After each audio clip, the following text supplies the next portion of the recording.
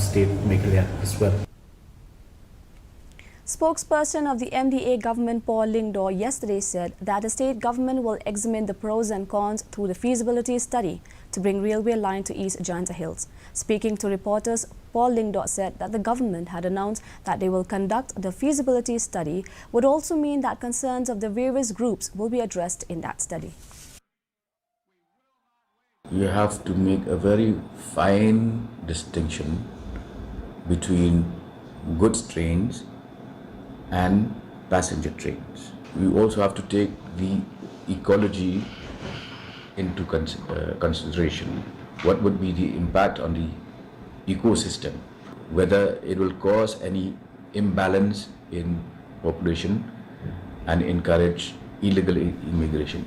Those are core parameters that will ideally be part of this study that you referred to.